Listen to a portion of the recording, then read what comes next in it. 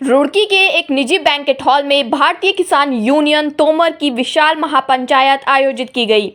महापंचायत में संगठन के राष्ट्रीय अध्यक्ष संजीव तोमर मुख्य अतिथि के रूप में शामिल हुए। कार्यक्रम में सैकड़ों किसान मौजूद रहे।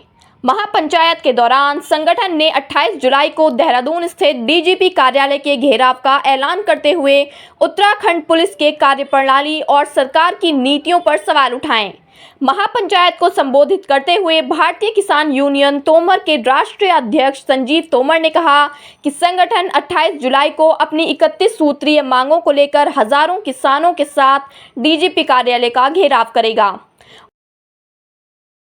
महापंचायत ये थानों के कई मामले, एक जो हमारा मामला था 5/2026 का, तो उसमें 307 लगा दी थी। गोली भी चली, खोखा भी बरामद है हमारे लड़के पे, हमारी दुकान पे ही, तो उसमें 307 हटा दी। अब हमें यह नहीं पता किस कारण वो 307 हटी। सारी चीज बरामद है, वीडियोग्राफी हमारे पास सब चीज है। उसमें मेडिकल नहीं है, उसमें मेडिकल नहीं है। तोड़ फोड़ भी बहुत हुई दुकान पे, गोली चली, खोखा कोर्ट में बरामद है। क्या करेंगे? अभी घिराव की चेतावनी दी गई है, किस संख्या में पहुंचेंगे किसान? यहाँ से कम उत्तराखंड से ऐसे पहुंचेंगे 3000-4000 किसान। बाकी यूपी और जिले वो अलग है। 28 सूत्रीय मांगे हैं। 28 सूत्रीय मांगे हैं। बस इतना ठीक है। यूनियन तोमर द्वारा एक बड़ी महापंचायत यहाँ पर रुड़की में की गई है, जिसका अहम मुद्दा है 28 जुलाई को हमारा जो संगठन है, जो उत्तराखंड के डीजीपी हैं पुलिस विभाग के, उनका घेराव किया जाएगा, प्रदर्शन किया जाएगा। मामला ये है कि थाना भगवानपुर मुकदमा संख्या 0265 है, जो हमारे कार्यकर्ता की लड़की है, जिसकी दहेज हत्या को लेकर मैं हत्या कर दी गई थी 23 जून को।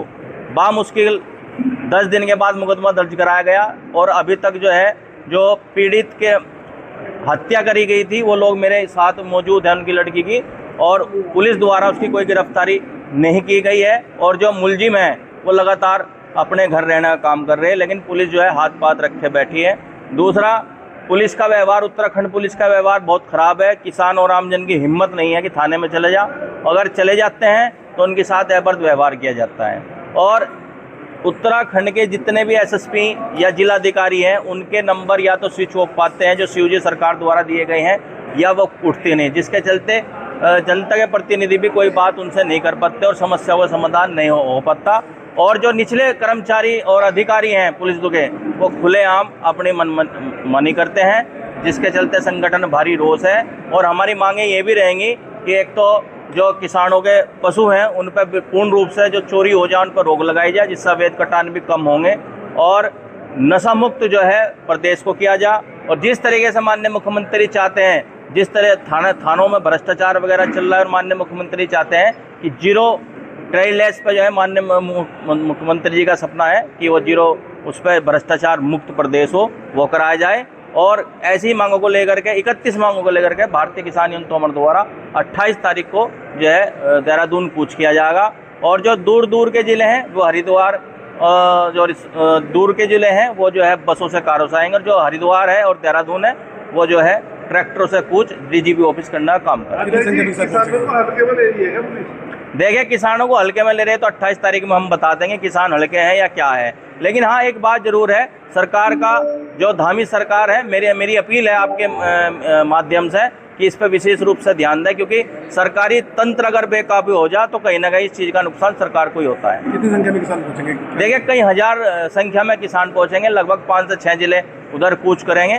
देहरादून से जो सटे हुए जिले हैं वो सब लोग जो है 28 जुलाई में डीजीपी ऑफिस पर कूच करेंगे, और जो हरिद्वार और देहरादून है वो ट्रैक्टरों से कूच करेंगे। तोमर यूनियन की जो ताकत है वो कुछ कम हो गई है।